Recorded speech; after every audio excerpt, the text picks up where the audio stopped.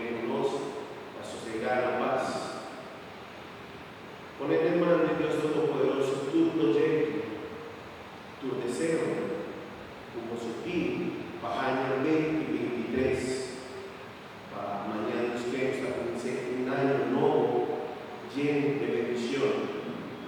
El mundo siempre está vendiendo un cosas diferentes. Yo también está tirando carta, un cosa negativo. No. Jesucristo está único